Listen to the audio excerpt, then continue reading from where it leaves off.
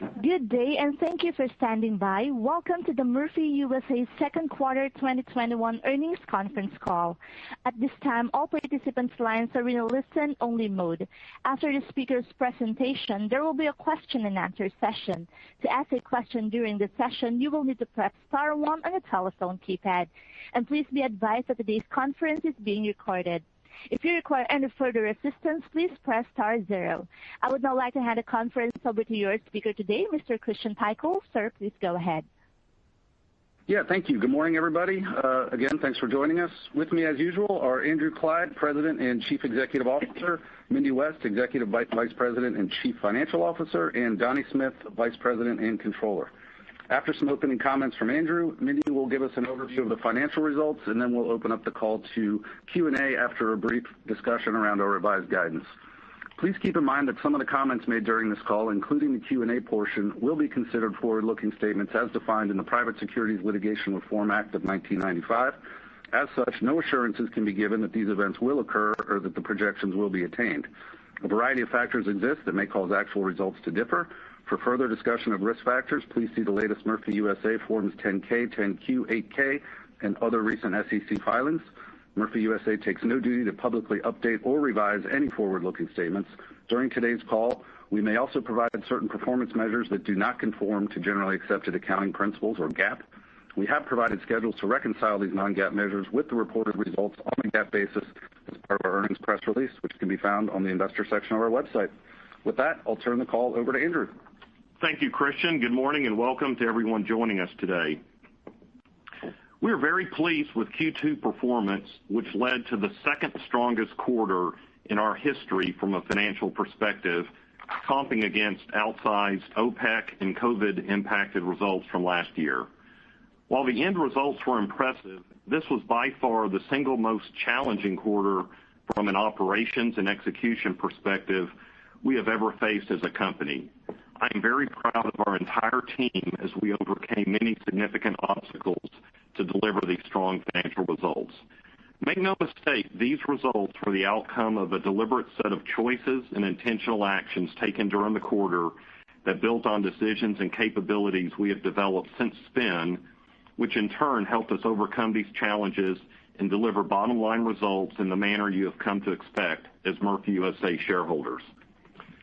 So rather than walk through operational highlights as I would normally do, I want to take this opportunity to do something different as we reflect on the COVID environment, recognize and thank key contributors, including our field and home office heroes, and communicate to you just how nimble and responsive our business can be when it comes to serving customers, working with strategic partners, supporting our employees, and delivering for all our stakeholders. To frame this conversation, we created a top 10 list of some of the achievements we think are most representative of the Murphy USA spirit, commitment, and passion for our business. Number one, leading through merchandise supply chain disruptions. We were certainly not the only retailer to face potentially disruptive supply chain issues, but our team was proactive and went the extra mile to ensure we could continue serving our customers. Let me give you a few examples. One of the reasons we were drawn to QuickChek was a shared culture and work ethic, and during the quarter, the team proved themselves as committed to their customers as we are to ours.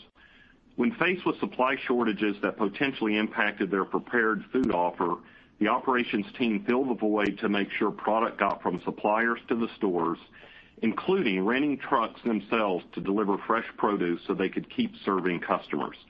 That is what I call amazing spirit and a commitment to customer service. On the merchandise front, some of our largest suppliers were disrupted due to raw material availability and workforce shortages, which resulted in reduced availability of certain items. Our team had to go the extra mile to ensure our stores remained stocked, keeping in constant contact with vendor partners, taking deliveries of product outside normal operating hours, adjusting the promotional calendar when appropriate, and communicating updated planogram tactics to the stores. Number two, adapting to the ransomware attack on the Colonial Pipeline. Low probability and almost unforeseeable outlier events continue to make headlines, with the most recent being the ransomware attack on the Colonial Pipeline, where we are one of the largest shippers. The event mirrored in many ways a major hurricane for which we are very well prepared, as we witnessed significant pre-buying activity before outages began.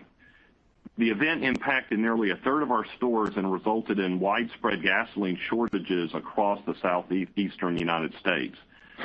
Our supply team, with their capabilities, experiences, and assets, was able to optimize routing of fuel supplies from other markets while leveraging our fuel carrier partnerships and storage positions to help minimize operational impact.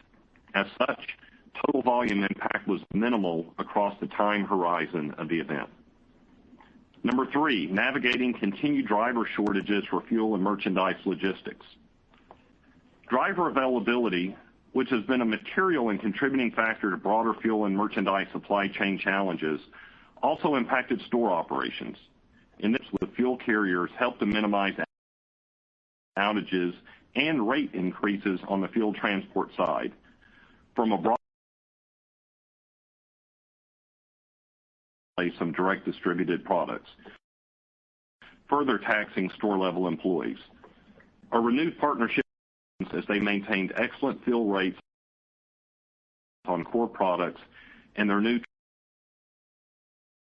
Track My Order real-time logistics technology allowed efficient use of store labor.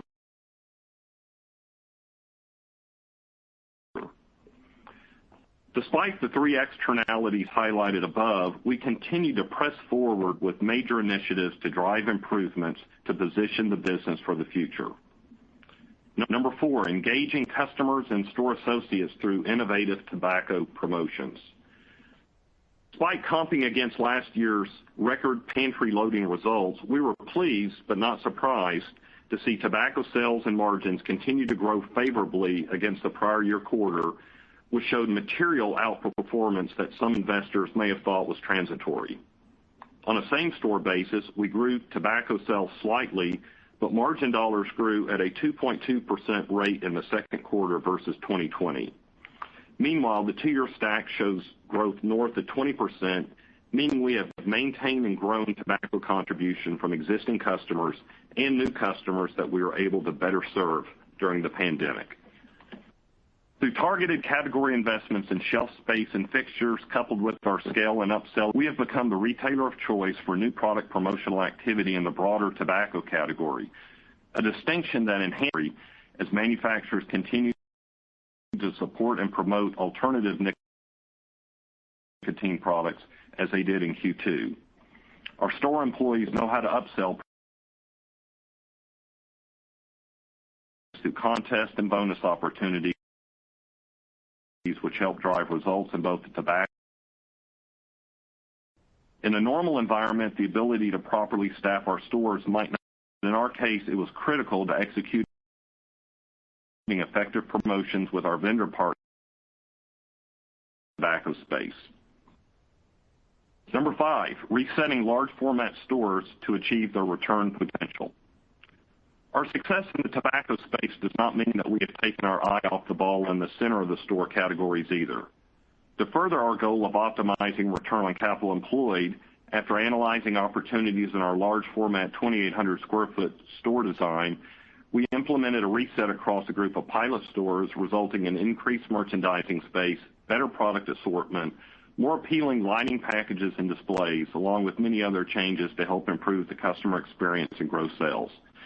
This follows the successful resets completed last year at our kiosk and small format stores as part of our overall zero break-even initiative. As a result, we have seen improvements across key categories, including salty snacks, candy, and alternative snack categories, as well as our fresh food products in the grab-and-go open-air coolers. Resets are being implemented across the large format stores, further boosting their return potential as part of our organic growth strategy. Number 6, integrating the QuickChek acquisition.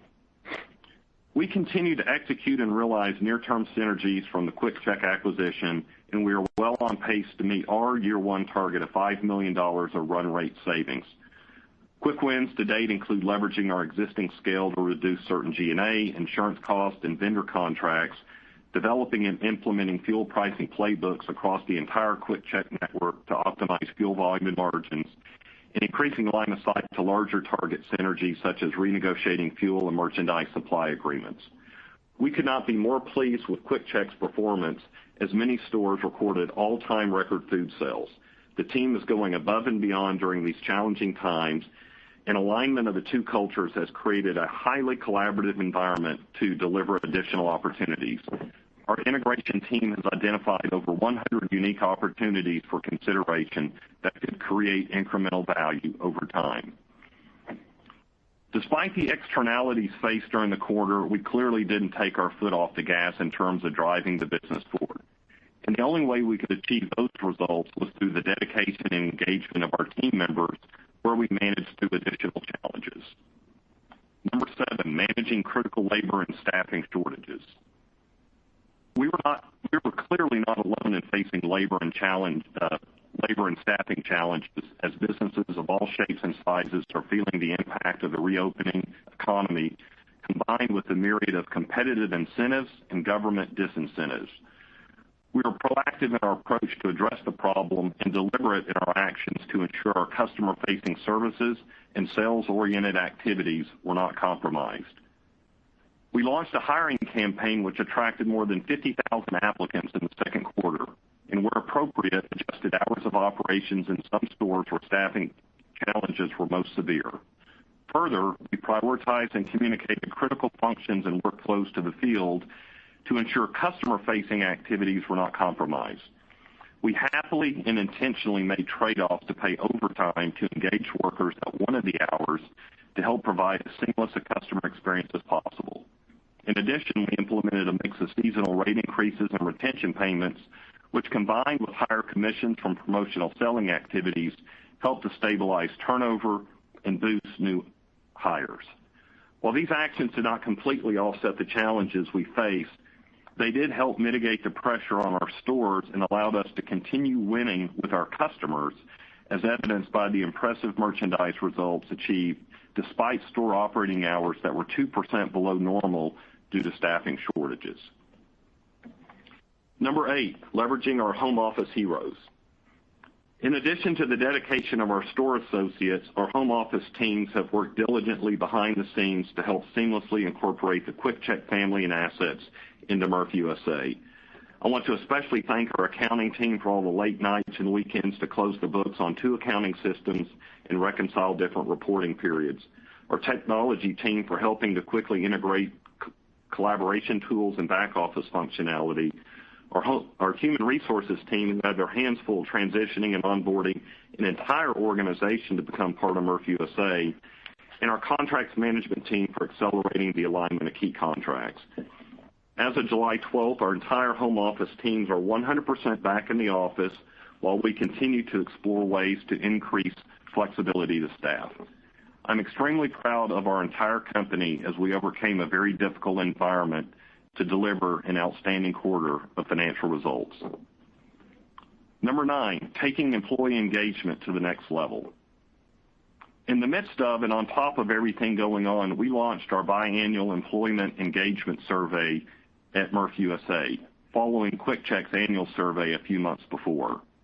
While the pandemic has resulted in fewer companies conducting surveys and general declines in employee participation, we achieved higher participation levels than in 2019 and exceeded the benchmarks across our priority engagement focus areas, including 4 new items measuring inclusion and diversity. High marks on questions around fairness, trust, and ability to effectively manage a diverse workforce all suggest we are demonstrating our commitment to employee growth and well-being. The basis for everything we accomplish as a company in any environment is a function of the engagement and spirit of the team, and my leadership team and I are extremely proud that we find our organization stronger and more engaged on the other side of these difficult times. As always, we will not be complacent in this regard, and we will actively listen to and incorporate feedback that can take our team's engagement to the next level. And last, number 10, believing in and investing in ourselves. During the first half of 2021, we actively engaged investors and took every opportunity to engage investor sentiment and perceptions, not only about Murphy USA, but also the broader convenience sector. A few key things emerged about relative investor preferences that were best summed up with one investor's comment to us. There's little appetite for high-quality defensive stocks with so many lower-quality cyclical companies leveraged to the recovery that are more attractive to short-term investors. Well, I believe we are much more than a defensive stock as the quarter demonstrated. I certainly believe Murphy USA is a high-quality stock. Knowing one can't fight the tape, we repurchased $148 million worth of stock in the second quarter, which represents our conviction of the future potential of the business. This investment is not merely an outlet for free cash flow. As we balance our repurchase decisions against the capital needs of the company, invest where we think it will benefit our shareholders the most over the long term. This decision was made easier for us during the quarter as investor uncertainty, despite strong operating and financial performance, has led to what we believe is a continued disconnect in our stock price. This uncertainty persists against a favorable backdrop of structurally higher fuel margins, a continued robust outlook for new store growth, and the long-term synergy capture and value embedded in the QuickChek acquisition. We cannot be more confident about our future and our ability to execute for all our stakeholders. From the resiliency of our business model and agility of our leaders to respond to disruption, to the relentless pursuit to achieve the full potential of our growing business, through the actions of an engaged and never complacent team, I could not be more proud of the overall results this quarter. I hope this narrative provides you with additional and helpful color on how we believe the quarter should be defined. I'm going to turn the call over to Mindy now and then provide some color on our revised guidance metrics before opening up the call to Q&A. Mindy? Thanks, Andrew, and good morning, everyone. I'm just going to review some standard items quickly. Total revenue for the second quarter 2021 was $4.5 billion, which includes a whole quarter of QuickChek contribution versus the first quarter of this year when our financial results only reflected business post-close, which meant January the 29th through March the 31st. Second quarter revenue was higher than $2.4 billion a year ago, which did not include QuickChek and also reflects lower gasoline prices. The average retail gasoline prices per gallon during the quarter were $2.73 versus $1.71 in 2020. Adjusted earnings before interest, taxes, depreciation, and amortization, or EBITDA, was $244.5 million in the first quarter versus $274.2 million in the same period in 2020. Net income in the second quarter was $128.8 million versus $168.9 million in 2020. Total debt on the balance sheet as of June the 30th, 2021 was approximately $1.8 billion, broken out as follows. We have long-term debt of around $1.794 billion, and additionally, approximately $12 million is captured in current liabilities, representing 1% per annum amortization of the term loan, and the remainder a reduction in long-term lease obligations as they are paid through operating expense. Our $350 million revolving credit facility had a zero outstanding balance as of June the 30th and is still currently undrawn. These figures result in a gross adjusted leverage ratio we report to our lenders of approximately 2.6 times, and cash equivalents total $165 million as of June the 30th. Capital expenditures for the second quarter were approximately $89 million, $22 million of which was attributable to QuickChek. The majority of second quarter CapEx was growth capital allocated to new store construction. Thank you, everyone. I will now turn the call back over to Andrew. Thanks, Mindy. Before I open up the call to Q&A, we want to provide an update to our annual guidance for 2021, reflecting first half results and expected performance in the second half of 2021, given increased line of sight to some key metrics. Starting with organic growth, our plan was to construct up to 50 new industry stores in 2021, including about 5 QuickChek stores. However, supply chain limitations, primarily around the protective coating resin for underground fuel storage tanks, has created delays in our build schedule where we are pushing more 2021 stores into 2022, with that cascade continuing into 2023. So for 2021, we are now anticipating about 30 new Murphy Express stores and 6 new QuickChek stores, along with 31 raise and rebuild projects. In 2022, early indications for a build class of 50 to 55 new Murphy Express stores and 6 to 8 new QuickChek stores in addition to 25 raise and rebuild projects. Beyond 2022, we are staffed for and maintain a real estate pipeline capable of adding approximately 55 to 60 new stores per year, including QuickChek. From a capital spending perspective, we are maintaining activity levels throughout the forecast period, and thus total capital spend will not be reduced commensurately with the NTI activity as we backfill 2021 NTIs with more raise and rebuilds and initiate 2022 build class activity sooner than normal. The result will be more ratable store openings across the 4 calendar quarters next year as we work to catch up on new store activity into 2023. As such, our combined capital budget, which prioritizes organic growth and new stores, was originally forecasted in a range of $325 to $375 million, which includes a range of $275 to $325 million for Murphy and up to $50 million for QuickChek. While we expect to remain in this range, we are more likely to fall at or below the midpoint versus the upper end. Moving on to fuel contribution, we originally provided per store volume guidance of 245 to 255,000 gallons on an APSM basis. As volumes nationally and regionally have not come back as fast as we anticipated, we are now projecting volumes between 232 and 238,000 APSM. We fully expect to see higher structural fuel margins offsetting lower industry volumes, to which Murphy USA maintains outsized leverage. Our merchandise business continues to perform, and we are tightening our range towards the high end of original guidance to between $690 million to $700 million. And this increase comes despite some of the headwinds we mentioned earlier in the call. On the OPEX side, as our average format size continues to grow, we expected our per store cost metrics to increase, both from new 2,800 square foot stores and raise and rebuilds, which turn a higher performing kiosk into a 1,400 square foot store. When combined with the larger format QuickChek stores, our original guidance was a range of 27,000 to 28,000 per store month in 2021. While cost control remains a central focus of our strategy, the labor market, supply, government-sponsored COVID relief programs, and inflationary pressures from a recovering economy have created widespread employment issues, not just for Murphy USA and our C-store competitors, but impacts have been felt more broadly across retail sectors. As mentioned, our priority has been to reward our employees who are committed to us through overtime, contest incentives, and commission-based adjustments, in addition to select market wage adjustments to invest in our people and maintain our sales growth trajectory.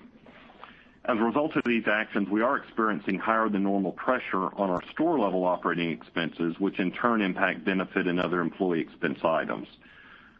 While some of these impacts have not yet made their way into our financial results in the first half of the year, we expect the second half to reflect more labor pressures, resulting in an updated guidance of 28,000 to 29,000 per store month. When we compare these pressures to the typical competitor in our sector who has larger average rosters and lower sales and volume throughput, we believe that not only will our relative cost impact be less than theirs, but we actually stand to gain to the extent their higher relative cost continue to be passed through in the form of higher fuel prices and margins. Our SG&A expense remains in the range of $190 to $200 million as we continue to invest in critical IT projects and personnel to help support corporate priorities, including the QuickChek integration, and drive long-term efficiencies and new capabilities. Effective tax rates are unchanged and expected to remain in the 24 to 26% range. Annually, we have provided an approximate EBITDA outcome as a function of a representative all-in fuel margin to serve as a marker for modeling purposes and to help illustrate the earnings potential of the business. While we are not updating the prior modeling estimate for 2021, we continue to hold the position that all-in fuel margins are likely to attain a new higher equilibrium in 2021 and beyond, and we have certainly seen that point of view supported by first half all-in fuel margins, which averaged 25.5 cents per gallon in what would generally be characterized as a more difficult rising price environment. In July, volumes are running at 93% of 2019 levels at retail margins north of 21 cents per gallon. Thus, combined with the first half results already booked, we certainly expect full year results to eclipse our prior modeling estimate. With that, we will now open up the lines for our Q&A. Operator? Thank you. As a reminder, to ask a question, you will need to press star one on your telephone. To withdraw your question, press the pound key. Please stand by while we compile the Q&A roster. We have the first question comes from the line of Bonnie Herzog from Goldman Sachs. Your line is now open. You may ask a question.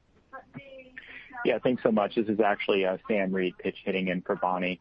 Wanted to just quickly touch on the merchandise margins in Q2 and recognize they were very strong. But maybe could you give us a little bit of a sense and perhaps quantify how much of the lift specifically came from Quick Check's higher margin business versus maybe just strength across your core MUSA business? Thanks. Yeah, so the total contribution margin dollars, was a strong mix of all of the above. If you think about our tobacco category, we continue to grow that. Non-tobacco on the Murphy side continue to grow as general merchandise from pandemic-related items, PPE, et cetera, was offset by new innovation and items. The fresh food and beverages that was turned off for much of the prior period at the Murphy stores in the prior year came back. A lot of the absolute incremental growth year over year in the quarter was Quick Check because it wasn't reported in the prior period, and we haven't broken out those numbers separately. But what I would say for their business is they have well-established stores that are achieving record food sales, highest ever. The beverage categories continue to rebound. What's been interesting is looking at the day parts where some of the early morning coffee day part use is still recovering. The late evening day part for smoothies and other beverages through some of the delivery apps continues to grow. And so we're seeing offsets at different day parts, different products, and likely different customer segments. So I would say it's just a strong, healthy mix across both brands and all the categories. No, thanks so much, Andrew. That's really helpful. And let me just pivot just with one follow-up here. Specifically on some of the pressures you guys are seeing on the employee side, especially as it relates to your store hours. I know that was something you touched on in the prepared remarks. Is there a specific day part that's being impacted here the most? And is there a risk that some of these reductions in hours might need to be permanent if some of these labor pressures persist? Thanks. Yeah, so we're generally looking throughout the year multiple times at the first 2 hours and the last 2 hours of the day, both to determine do we need to increase store opening hours, which we do seasonally, or reduce them based on different traffic patterns, profitability, and we also look at security concerns as well around the stores. In our view, the labor shortage should not persist. It's just a matter of when, not if, and we will resume normal operating hours as soon as we're in a position to do that. I think that's actually what makes the quarter so impressive. Despite these challenges, despite 2% reduction in operating hours, we have still achieved these results. And so when we turn those hours back on, we further expect to see incremental benefits come from that. During the pandemic last year, we didn't increase the opening hours seasonally like we would normally have done. And so I think that's one of the things customers have probably gotten used to, is that some stores just aren't going to be open as late as they were. We fully expect to be able to optimize those hours when the shortages and labor challenges get some relief. Awesome. Thanks so much, Andrew. I really appreciate it. I'll pass it on. Thank you. Thank you. Next question comes on the line of Bobby Griffin. Your line is now open. You may ask your question. Good morning, everybody. Thanks for taking my questions. Andrew, I guess I wanted to first talk on maybe a little bit high-level subject, but we've talked in the past about this new equilibrium in fuel, and you guys are really showing it in your results, the first 6 months as well as the July comments. We're in a rising oil environment, and that hasn't changed it either. So you know this industry very well, but if you're to think kind of out in your crystal ball, what do you think would have to happen for that new equilibrium to go away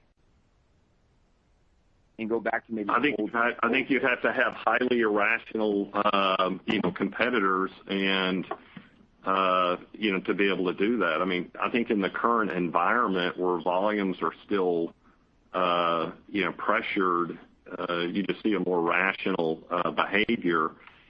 The point I noted about labor is a really important one, right? We're experiencing the same challenges as everyone else, but we have a smaller average roster. But at the same time, we have higher throughput in merchandise and volume throughput. And so on a cents per gallon basis, even if you saw, these trends continue, our impact is about, a half a cent to a penny in some of the worst case scenarios we've modeled, where the impact for the third or fourth quartile NACS retailer is 4 to 5 cents per gallon. So the economic pressure that the typical retailer is under is going to have to be made up somewhere, right? And there's only a few categories that have the pricing power and the ability to push through, and fuel prices is one of those. What I would also say is that, as other retailers continue to develop the food and beverage offer, especially some of the ones like Quick Check, et cetera, food and beverage is the path to purchase for the overall store, right? And so, they're able to bring in, and we're able to bring in the Quick Check stores, customers through those offers. And so you don't have to be as aggressive, on the fuel side to drive traffic. And so I think there's just a combination of just market conditions, structural conditions that just position Murphy USA in an incredibly strong, outsized leverage way to this environment. And if you had asked me, would you ever see 25.5% all-in margins in one of the largest rising price environments we've ever seen, I would have had to say the world's turned upside down. Well, guess what? The world has turned upside down, but the pockets of the marginal retailers aren't being emptied out. They're just continuing to push these prices higher, to which we're a benefit. And if you're talking 1 to 5 cents per gallon, it's immaterial from a consumer perspective when you've seen prices rise 70, 80, 90 cents because of higher oil prices and other factors. So, that's not a crystal ball. That's just the analysis that we've done. But I think there's a lot of market dynamics, competitor dynamics that support this view. And I think others are starting to echo it as well, and certainly showing up in results in a very, what would normally be a very challenging environment. Okay, that's very helpful. It seems like you guys are in a great kind of sweet spot in this type of operating environment. Maybe just 2 quick ones for me, and then I'll turn it back over. But for the store operating hours, do you expect to get those back to maybe normal levels for the second half, or is that a headwind that you think will persist for the rest of 2021? So, I would hope by, the fall and winter, we're back to the normal fall and winter hours. We would typically raise our hours during the summer. A lot of the stores are at those higher summer hours now. The stores we've had to do this at are the ones that had the most severe labor shortages. And so that's just going to be a function of those markets, the competitor dynamics there, the employee incentives or disincentives that may be in place there. So, it's going to be market by market, but I would certainly hope by the fall, on an average basis, we're back to that point. But okay, if not, we'll continue to maximize the merchandise sales, with the hours and the staff that we have as we did this quarter. Okay. Sorry about interrupting there. And I guess lastly for me, just on the raise and rebuilds, we've talked about this a little bit before in the past, but they continue to perform extremely well. Can you just remind us and investors, how many more years left do you see in your raise and rebuild opportunity at the current cadence that you're doing them? I mean, 25 stores a year. I mean, we're doing this for many, many, many years into the future. There's certainly opportunities to accelerate that if we wanted to. There's also a nice cadence that when you've got 25, you can accelerate to 31 like we did to maintain the capital spending. It's really helpful for our modular manufactured building partner and contractors as well to have a steady cadence. And so if we were to step up to a higher level, we would need to adjust the entire supply chain to do that. So we feel good with that cadence, but it's certainly a near-term lever we can flex. Certainly there's some locations where we would need additional land from Walmart to be able to do that, and that could be an opportunity to accelerate those. And certainly we see a benefit when they make improvements to their big super centers, and I know they see a benefit when they get a shiny new Murphy USA in front of their super center as part of an overall attractive everyday low price offer to customers. So a number of factors there that could impact that over the long run. Thank you. I appreciate the details, and the best of luck here in the second half of this year. Great. Thanks, Bobby. Thank you. We have the next question comes from the line of John Will of J.P. Morgan. Your line is now open. You may ask your question. Hi, good morning, guys. Thanks for taking my question. You've had a second quarter in a row now of really strong PS&W plus Marines margins. There's another quarter where we saw rising commodity prices. Is there anything to call out other than the price effects in that margin in 2Q? And then absent any major view on commodity prices going forward, should we expect the margin to normalize in the back half of the year? Yeah, so you're right. We saw once again a rising price environment, which impacts the uncontrollable, as we call it, part of that PS&W margin, which was very favorable. We also had, deeply negative supply margins that were offset by the RINs. And, if you're covering the refiners, which I know you do, they had, pretty strong refinery crack spreads at over $21. And so they're capturing the benefit at the refinery gate of that RIN price. So, I don't think the world is tilted off its axis in terms of, how the normal market expects to work in this dynamic. Normally you would expect this second half of the year to see falling price environment, in which case the retail margin's higher, the uncontrollable or the accounting timing trading variance would go negative, and so you would see the net PS&W plus RINs to be kind of below the 2.5 to 3 cents that we would normally expect.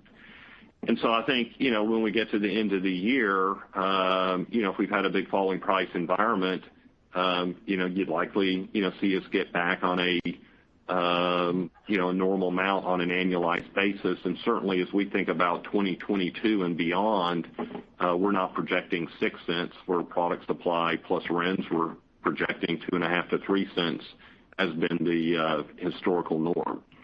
But we do think the retail part of that margin has and will remain elevated for all of the reasons we've discussed.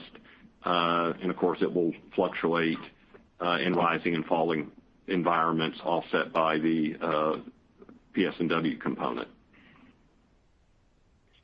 That's really helpful. Thank you. And then I know you're in very early innings on the quick check reverse synergies, and we shouldn't really expect any tangible progress this early, but can you just go through any type of work that's being done at this stage in terms of the longer term goal of implementing quick checks food offerings into your legacy stores, and how do you expect that opportunity to progress over the next couple of years? Sure. So, I think in the stage we're in right now, it's sort of the broader, strategy diagnostic around, what is the opportunity to do that, and at the same time, the team continues to optimize the food and beverage offer within the Murphy stores, which you see through the roller grill promotions that we're doing, the enhanced open air cooler offering that we have in place, et cetera. And so, if you think about the platforms that QuickChek has, they have a made-to-order model in a kitchen in the stores, which we will never have in our 2,800 square foot stores. So the question is, for a coffee program, how do we want to best deliver that at a best practice level to our customers? Today we do bean to cup because of the freshness and the efficiency associated with that. But we have nowhere near the condiment assortment or presentation that QuickChek has to make that offer attractive. If you look at their open air coolers and the fresh offer they have there delivered through PFG, it's a significantly more enhanced offer than what we have. We could have QuickChek sandwiches, recipes, salads to go, et cetera, made by PFG to go into our open air coolers relative to the higher quality Core-Mark products that we've just implemented as part of the optimization program. We have roller grills today, but we're nowhere near best practice in how we do that. QuickChek doesn't have roller grills. So there's a whole set of questions around, what should the platforms be to deliver the offer the Murphy customers want within our stores. Given those platforms, what are the trade-offs given the space considerations? How do you execute to be great versus just average at the platforms you desire to be at? And I think that's where there's a lot of learning just around food and beverage handling, safety, training, and that process side, the metric side, the daily reporting side around waste, spoilage, the production planning. Those are things we've already learned and begun to implement within our stores. So as we've talked about before, it's not a cut and paste of the QuickChek platforms offer, et cetera, into the Murphy stores. It's really, how do you think about food and beverage in the context of our store? As I've said before, QuickChek is a QSR, right? With over 50% of their merchandise sales being food and beverage, they are a high-performing QSR brand, right? That happens to have convenience items. Oh, and by the way, has fuel at half of their stores. And so we're not going to turn a Murphy Express into a QSR, but we can learn a lot about food and beverage from that capability. It's really helpful. Thank you very much. Thank you. Next question comes from the line of Ben Bienvenu. The line is now open. You may ask your question. Hey, thank you. Good morning. Morning, Ben. I want to piggyback on John's question there. You talked about year-to-date all-in fuel margins. You also talked about how this rising price environment has benefited the PS&W plus RIN contribution. Perhaps has been a cyclical factor to the detriment of the retail margins. How indicative, though, do you think the all-in fuel margin is year-to-date of the go-forward? And I know there are variables that feed into that can change things. It's not a single variable equation.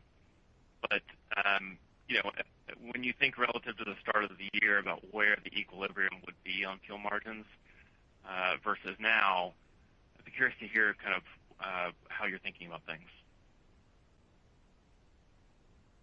Ben, I think it's something that's just going to continue to evolve. And so if you think about just the retail component of it, and I break that apart because if we measure that from, say, the Opus Low, to street, and you think about the typical average retailer, third quarter retail, getting their branded price, to the street, if that's setting kind of the ceiling in the marketplace, what's driving that? A year ago, it was fuel volumes cut in half, and then they went from 50% to 60% to 70 to 80 to 90%. look, I don't know exactly what the national number is, but most reports would say it's still below 10%. And so if you think about their fuel break-even cash margin requirement to maintain their profitability, that component is still depressed, even though it's not as depressed as it was a year ago. But a lot has happened in the last year, right? Now we're not only experiencing labor challenges, but the inflationary pricing associated with that labor, higher prices on credit card fees, higher fuel transport cost, et cetera, has raised, the typical retailer's break even another 3, 4, 5 cents. And so with the Delta variant and potential restrictions coming back and employees taking different routes on that coming out of the summer driving season, don't know what's going to happen around back to school. I mean, there's a whole lot of variables out there, but I would encourage everyone to think about it in terms of the break-even formula. How are their relative sales going to do? What is their relative cost structure? How is it going to be impacted? What does the relative volume performance look like? And so I think that sort of market margin setting retailer is going to continue to feel ongoing pressure on all three of those fronts. And if there's anything this environment should help inform investors about Murphy USA is we're continuing to sustain and grow share gains in key categories like tobacco. Our non-tobacco business had more room to rebound, and it is rebounding. Our cost structure is lower and is not being as impacted as much.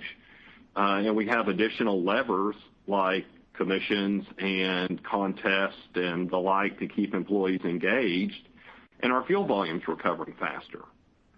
And you and I have talked about sort of the supply curve, and I know the industrial investors get it, but if we're on the far left-hand side and the price setting mechanism is the far right-hand side and it gets steeper and steeper and steeper, we're going to benefit. And so I don't have a crystal ball to tell you what's going to happen to macro demand or labor or whatever, but I do believe and understand that the components that make up the margin setting, price setting mechanism in this market are going to continue to favor us with outsized leverage.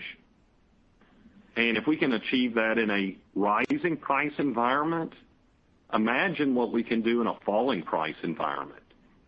And the PS&W piece is just going to offset some of that. The retail margin will be higher in that falling price environment. We'll give up 2 or 3 or 4 cents on the PS&W side. At the end of the year, we'll be back talking about 3 cents. Maybe we sold off some more RINs in Q1 and Q2 at a higher price, and that balance fluctuates a little, but that's really not going to be a material number at the end of the day.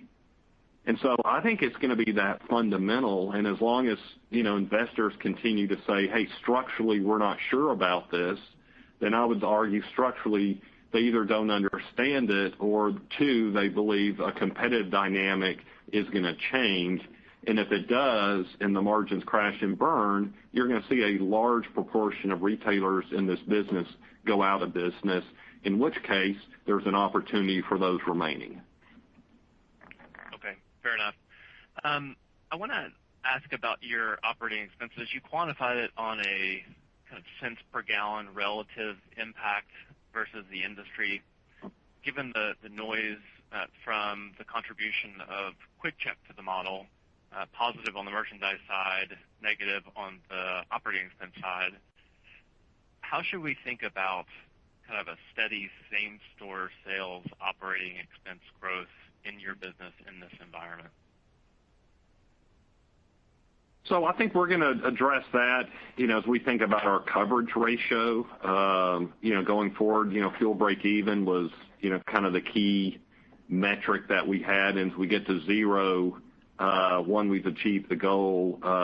2, the metric gets weird. As volumes grow, the metric gets worse. And so, the way we're thinking about it across all our categories is, what is the relative growth of sales and margin contribution for the categories, and what is the incremental labor and other costs associated with achieving that. And that's really what we're going to monitor closely. And so for the Quick Check business, we can look at that very easily around the food and beverage side because you've got the food and beverage leader and their team, the C-store leader and their team, and the attended fuel associates to be able to monitor that. And so, we haven't put forward a same-store target around that or an operating cost target. But what I would expect to see is that coverage ratio of merchandise margin to operating costs to continue to expand over time. And, one of the things that we'll be, sharing is how does that metric compare to our fuel break-even metric? And, it was stubbornly well below 90% for years up to the spin, and it's consistently grown well over 110, 120% over the last few years. So, I think that's often been the challenge for those implementing food and beverage in the C-store sector is they raise cost at a rate greater than they're adding contribution margin. Our objective will be to continue to expand contribution margin by category and the coverage ratio by category. Okay, very good. Thanks very much. Thank you. Next question comes from the line of Matt Fishbein from Jefferies. Your line is now open. You may ask your question. Hey, good morning. Thanks for the question.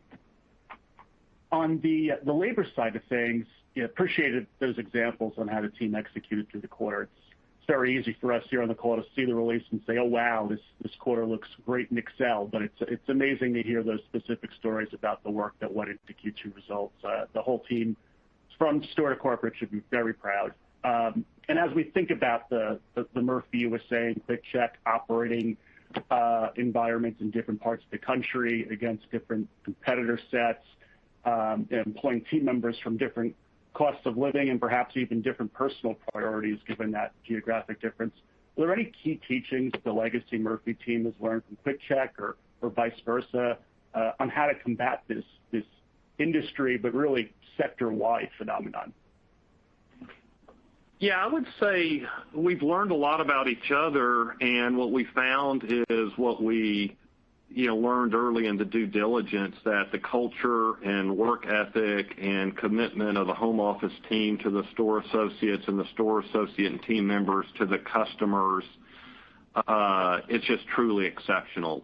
They go about it, the Quick Check goes about it in a different way in terms of the fresh food, offer as, its distinctive portion of its brand relative to how the Murphy team goes about it. But, the stories of district leaders renting trucks, going to produce suppliers, and making sure stores had what they needed to make sandwiches is frankly no different than our district managers, at Murphy, instead of doing their Walk for Excellence scorecard, is helping the store associates unload deliveries, take out the trash, clean the pumps, do whatever it takes. And so I think this is where M&A, can be difficult for firms, or it can just be really fulfilling and rewarding if you find a partner in that process that has the same culture and work ethics and fundamental beliefs about what it takes to be successful and excellent in this business, then you can be open and collaborate and move the business forward. So what I would say is what we learned most is that we're more similar